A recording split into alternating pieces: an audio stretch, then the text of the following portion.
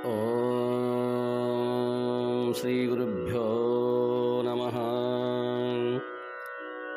ಗುರವೇ ಸರ್ವಲೋಕಾನಾಂ ಭಿಷಜೇ ಭವರೋಗಿಣಾಂ ನಿಧಯೇ ಸರ್ವವಿದ್ಯಾನಾಂ ದಕ್ಷಿಣಾಮೂರ್ತಯೇ ನಮಃ.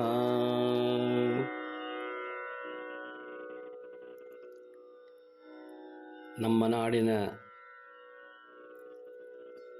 ಸಮಸ್ತ ಭಕ್ತವೃಂದಕ್ಕೆ, ಸಕಲ ಶರಣ ಸಂಕುಳಕ್ಕೆ ಭಕ್ತಿಯ ಶರಣಾರ್ಥಿಗಳು. ಪುಣ್ಯಾತ್ಮರೇ, ಇಂದು ಪೂಜನೀಯ ಲೋಕವಂದ್ಯ ವಿಶ್ವಸಂತ ಜ್ಞಾನಯೋಗಿ ಪೂಜ್ಯ ಶ್ರೀ ಸಿದ್ದೇಶ್ವರ ಅಪ್ಪಂಗಳವರ ಗುರುನಮನ ಕಾರ್ಯಕ್ರಮ.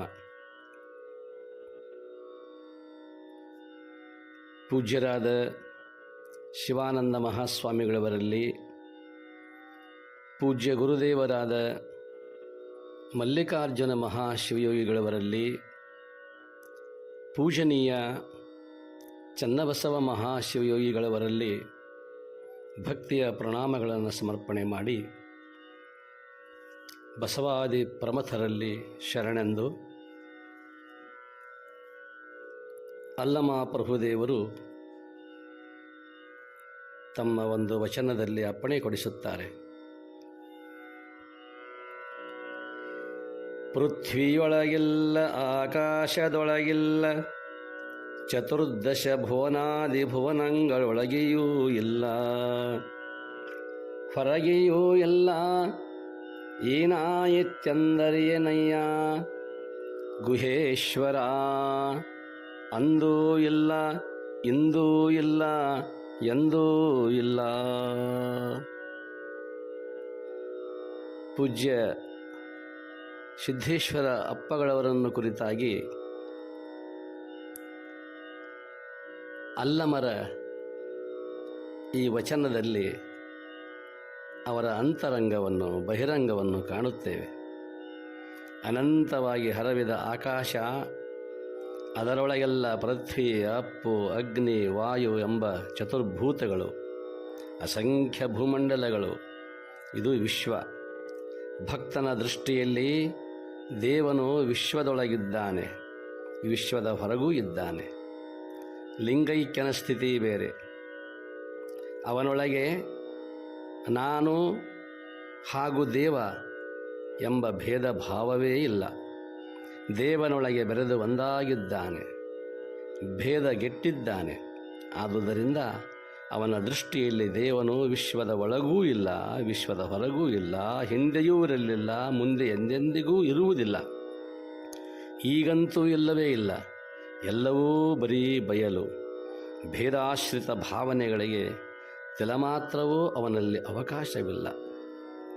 ಇಂಥ ನಿಲುವು ಅಪ್ಪಗಳವರದು. ಮಲ್ಲಿಕಾರ್ಜುನ ಅಪ್ಪಂಗಳವರು ಪೂಜ್ಯ ಸಿದ್ದೇಶ್ವರ ಅಪ್ಪಗಳವರಿಗೆ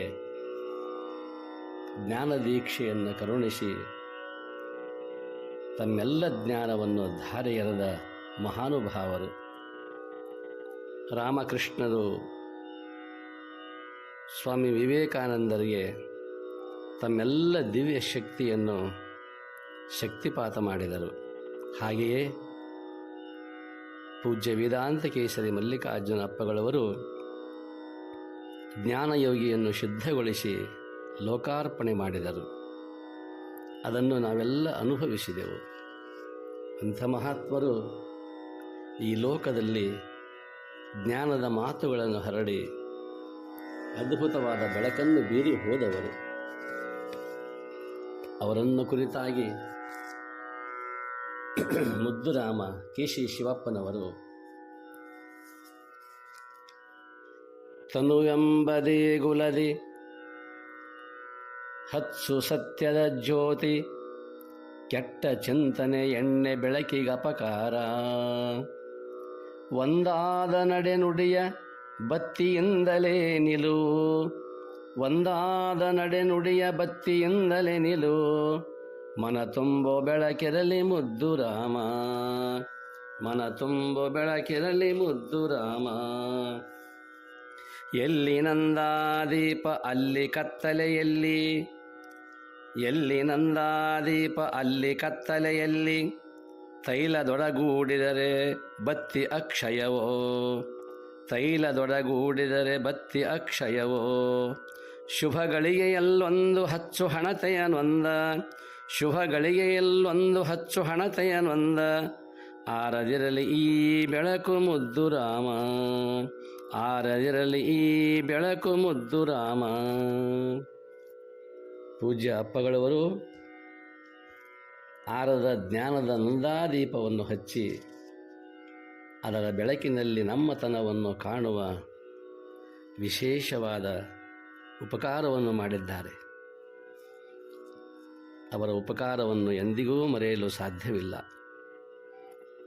ಈ ಲೋಕದಲ್ಲಿ ಹಿಂದೆ ಆದವರು, ಮುಂದೆ ಆಗುವವರು, ಹುಟ್ಟುವವರೂ ಕೂಡ ಸಹಜವಾಗಿ ಅವರ ಅಂತರಂಗದ ಅದ್ಭುತ ಜ್ಞಾನಶಕ್ತಿ ಮುಂಬರುವ ಪೀಳಿಗೆಗೂ ಕೂಡ ತನ್ನಿಂತಾನೇ ಹರಿದು ಬರುತ್ತದೆ.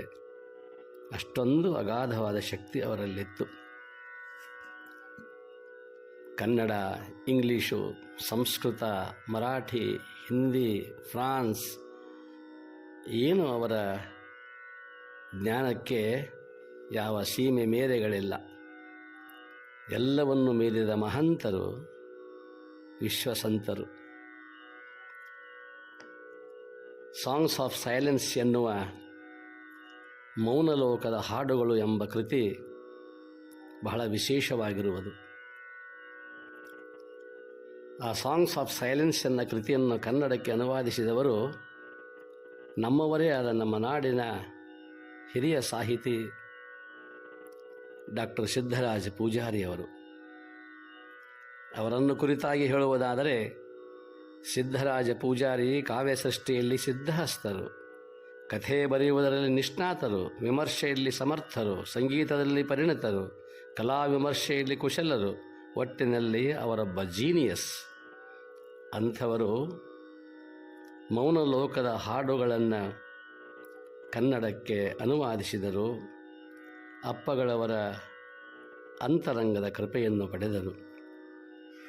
ಸಿದ್ಧರಾಜ ಪೂಜಾರಿಯವರು ಮೌನಲೋಕದ ಹಾಡುಗಳನ್ನು ಕುರಿತು ಬರೆಯುವಾಗ ಲೌಕಿಕವನ್ನು ಅಲೌಕಿಕದಲ್ಲಿ ಕರಗಿಸಿ ಶೂನ್ಯದ ಎರಕ ಹೊಯ್ಯುವ ಆಧ್ಯಾತ್ಮಿಕ ಸಾಧನೆ ಹಾಗೂ ಒಂದು ಅಲೌಕಿಕ ಅನುಭವವನ್ನು ಕಾವ್ಯವಾಗಿ ಪೂರೈಸುವ ಪ್ರತಿಭೆ ಓದುಗರನ್ನು ಚಕಿತಗೊಳಿಸುತ್ತವೆ. ಒಟ್ಟಿನಲ್ಲಿ ಇಲ್ಲಿರುವುದೆಲ್ಲವೂ ಅಪೂರ್ವವಾದ ಒಂದು ಕಾವ್ಯ ಸಮಾಧಿ. ಇಂಥ ಒಂದು ಸಮಾಧಿ ಸ್ಥಿತಿಯಲ್ಲಿ ಪರಮಪೂಜ್ಯ ಶ್ರೀ ಸಿದ್ದೇಶ್ವರ ಸ್ವಾಮೀಜಿಯವರು ಕಾವ್ಯಕ್ರಿಯೆಗೆ ತೊಡಗುತ್ತಾರೆ.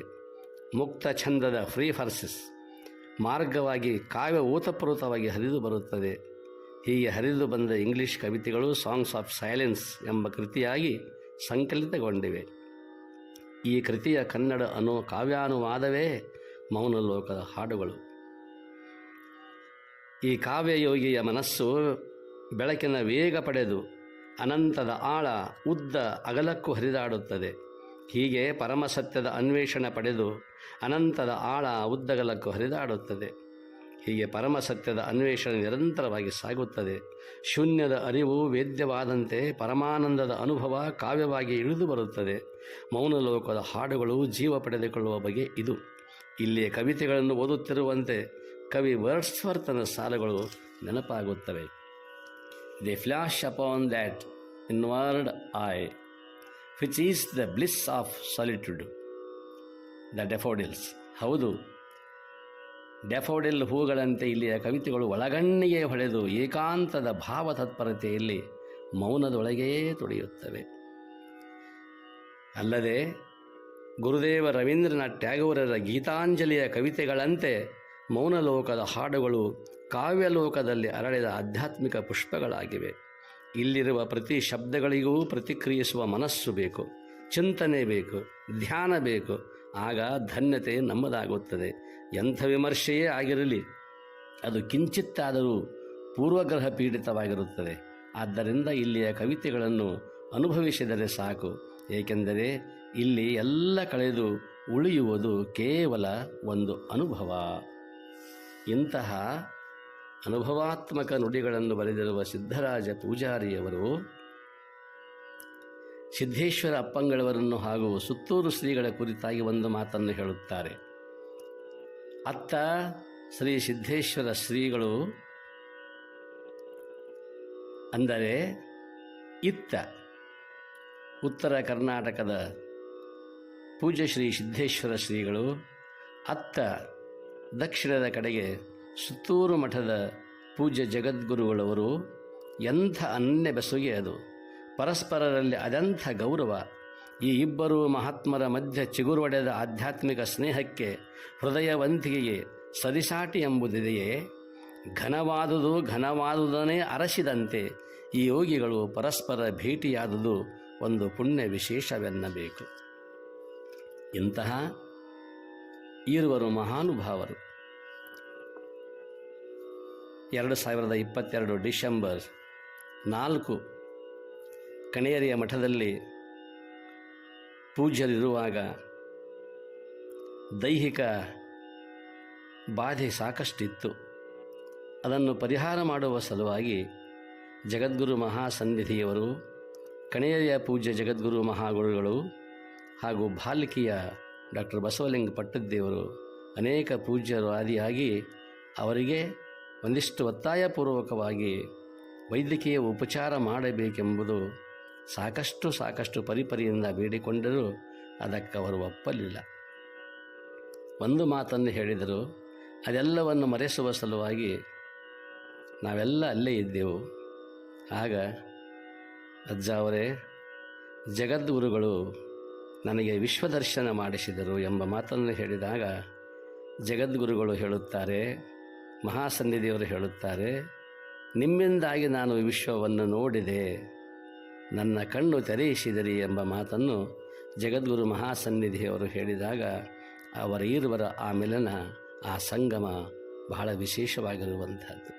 ಆದ್ದರಿಂದಲೇ ಶಿವಪ್ಪನವರು ಹೇಳುವ ಹಾಗೆ ಕೊನೆಯವರೆಗೂ ಕೂಡ ಅವರು ತಮ್ಮ ನೋವುಗಳನ್ನು ಯಾರಿಗೂ ಹೇಳಿಕೊಳ್ಳಲಿಲ್ಲ.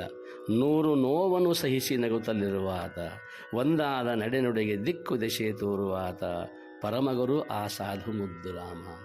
ಏನು ಅದ್ಭುತ! ಅಂತಹ ಮಹಾನುಭಾವರು ಅವರೇ ಮೌನಲೋಕದ ಹಾಡುಗಳಲ್ಲಿ ಹೇಳುತ್ತಾರೆ. ಓರ್ವ ಸಂತನ ಕುರಿತು, ಸಂತರಲ್ಲೇ ಸರ್ವೋತ್ತಮನು, ಯಾರಿಗೂ ಗೊತ್ತಿರದವನು, ಆತ ಉಣ್ಣುತ್ತಾನೆ, ಕುಡಿಯುತ್ತಾನೆ, ಮಲಗುತ್ತಾನೆ, ಮಾತಾಡುತ್ತಾನೆ, ನಡೆಯುತ್ತಾನೆ, ಹಾಡುತ್ತಾನೆ. ಆದರೆ ಆತನನ್ನು ಯಾರೂ ನೋಡಲಾರರು, ಆತನ ದನಿ ಕೇಳಲಾರರು. ಆತ ಬರೀ ಬಯಲು. ಆತನ ಅಹಂ ಸತ್ತು ಬಹಳ ಕಾಲವಾಯಿತು. ಯುಗಗಳಿಂದ ಈ ಬಟ್ಟ ಬಯಲಿನಲ್ಲಿ ಕಾಲಹೊಳೆ ಹರಿಯುತ್ತಿದೆ. ಗುರಿ ಇರದತ್ತ, ತನ್ನ ಮನ ಬಂದತ್ತ. ಆಗೊಮ್ಮೆ ಈಗೊಮ್ಮೆ ಅವನ ಮೂಲಕ ವಿಚಾರ ವಾಹಿನಿಗಳು ಹರಿದು ಬರುತ್ತವೆ. ಯಾವುದಕ್ಕೂ ಆತ ಅಡ್ಡಿಪಡಿಸುವುದಿಲ್ಲ. ಅಡ್ಡಿಪಡಿಸಲು ಏನೂ ಇಲ್ಲವೇ ಇಲ್ಲ. ಪರಿಪೂರ್ಣ ಮೌನವೇ ಅವನು. ವರ್ಷಗಳ ಕಾಲ ಎಡೆಬಿಡದೆ ಅರ್ಥವಿಲ್ಲದುದನ್ನು ಮಾತಾಡುತ್ತಾನೆ. ತನ್ನ ವಿಚಾರಗಳತ್ತ, ತನ್ನೊಳಗಿಂದ ಹರಿದು ಬರುವ ಶಬ್ದಗಳತ್ತ ತಾನೇ ನಗುತ್ತಾನೆ. ಆತನ ಸುತ್ತಲೂ ಸಾವಿರಾರು ಹಕ್ಕಿಗಳು ಚಿಲಿಪಿಲಿಗುಡುತ್ತಾ ಕುಣಿಯುತ್ತಾ ಹಾಡುತ್ತವೆ. ಆತ ಕೇವಲ ನಗುತ್ತಾನೆ. ಕೊನೆಗೊಮ್ಮೆ ಆ ನಗು ಕರಗಿ ಆತ ಸಾವಿಲ್ಲದ ಸಾವಿನಳು ಒಂದಾಗುತ್ತಾನೆ. ಅದ್ಭುತ ಕಾವ್ಯ ಇದು. ಮೌನಲೋಕದ ಹಾಡುಗಳಲ್ಲಿ ತಾವೇ ಬರೆದ ಓರ್ವ ಸಂತನನ್ನು ಕುರಿತಾಗಿ, ಅಂತಹ ಸಂತನನ್ನು ಕುರಿತಾಗಿ ಬರೆದಿರುವ ನಮ್ಮ ವಿಶ್ವ ಸಂತನನ್ನು ಕುರಿತು ಏನು ಬರೆಯುವುದು? ಶಬ್ದಗಳಿಲ್ಲ. ಯಥೋ ವಾಚೋ ನಿವರ್ತಂತೆ ಅಪ್ರಾಪ್ಯ ಮನಸಾ ಸಹ ಎಂಬಂತೆ ಮಾತು ಮನಗಳಿಂದ ತತ್ತ ಮೀರಿದ ಅವರ ನಿಲುವಾಗಿತ್ತು. ಅಂಥ ಮಹಾನುಭಾವದ ವಿಶ್ವಸಂತರ ಪಾದಗಳಿಗೆ, ಅವರ ತಪಶ್ಶಕ್ತಿಗೆ, ಅವರ ವಾಣಿಗೆ ನಮ್ಮೆಲ್ಲರ ಕೋಟಿ ನಮನಗಳನ್ನು ಸಮರ್ಪಿಸೋಣ. ಇಂದು ಅವರು ಬಯಲಲ್ಲಿ ಬೆರೆದು ಒಂದಾದ ದಿನವಾಗಿದೆ. ಇಂದು ಸಂಜೆ 6 ಗಂಟೆಗೆ ಅವರು ಪಶ್ಚಿಮದಲ್ಲಿ ಸೂರ್ಯ ಅಸ್ತಂಗತನಾದರೆ ಆಶ್ರಮದಲ್ಲಿ ಪೂಜ್ಯರು ಮಹಾಬಯಲಿನಲ್ಲಿ ಬೆಳಗಿ ಒಂದಾದವರು. ಅಂಥವರಿಗೆ ನಮ್ಮೆಲ್ಲರ ಗುರು ನಮನ, ನುಡಿ ನಮನ, ಸಾಷ್ಟಾಂಗ ಪ್ರಣಾಮಗಳು. ಎಲ್ಲರಿಗೂ ಶರಣು ಶರಣಾರ್ಥಿಗಳು.